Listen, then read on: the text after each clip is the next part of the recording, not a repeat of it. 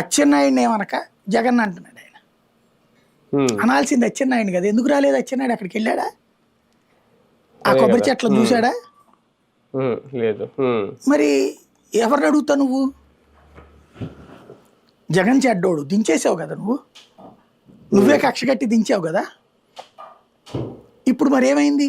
అవి ఎందుకు జరగట్లా? అవును. ఫెయిల్యూర్ ఎవరిది వాళ్ళ? పోనీ మీరేం చేశారు? అవును. ఇంకో 20 రోజుల్లో నేను ప్లాన్ చేస్తాను. ఏం చేస్తావు? ఇప్పుడు షీజ్ ద షిప్. బియ్యం అందరు తినేస్తున్నారు ఇళ్లలో,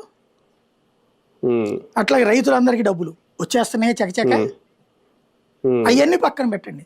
ఫీజు రియంబర్స్మెంట్ మీద నోరు మీద పేడ ఈ రోజు వరకు అయినా లేదు కదా అసలు. ఆ టాపిక్ 18 నెలలు అయితే చదువులకి పిల్లలు దూరం అవుతుంటే విలవిల్లాడుతుంటే నోరు మీద పడ ఆయన. అట్లాగే మెడికల్ ఆరోగ్యశ్రీ, అవును, ఆరోగ్యశ్రీ ఆసుపత్రుల్లో పోల్డానికి ఖాళీ ఉంటున్నాయి ఇదివరకటితో పోల్చుకుంటే. ఎందుకని?